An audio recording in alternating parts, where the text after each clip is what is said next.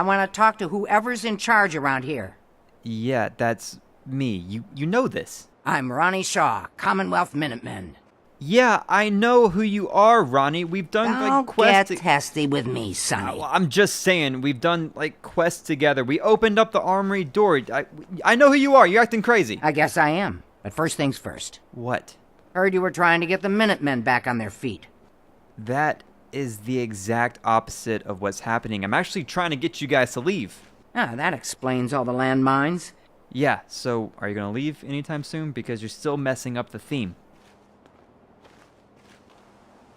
I'm Ronnie Shaw. Oh, God. It might not seem like I have done a lot in here since the last video, but... Okay, wow, looking at it now, I really haven't done shit.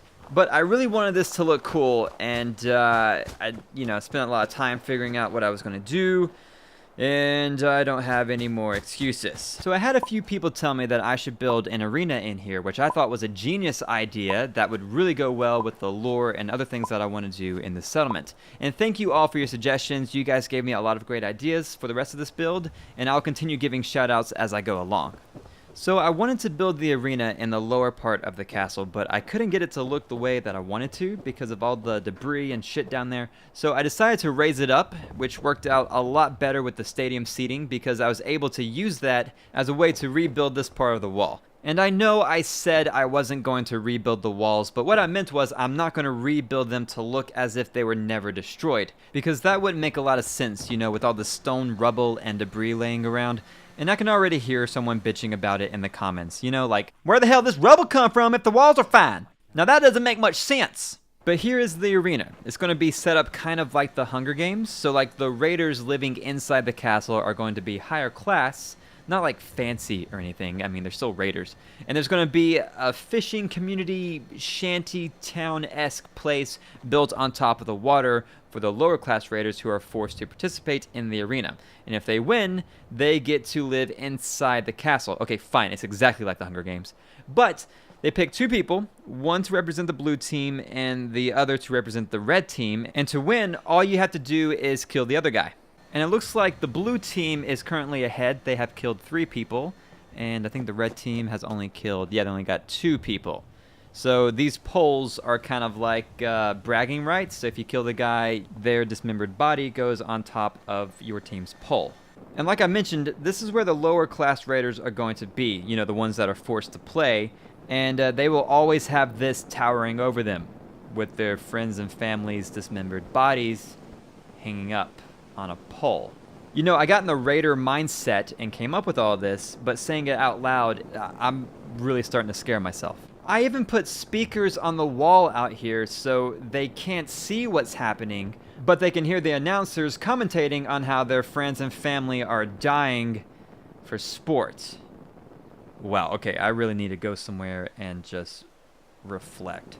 But I have a couple of buildings done. Like this one is going to be, I think, a concession stand. I was going to have it for like, they can buy tickets to come in here, but it didn't really make a lot of sense to have them buy tickets to their own thing. So this is going to be a concession area where they buy food and drinks and stuff. And then back here is going to be where they just, storage or something like that.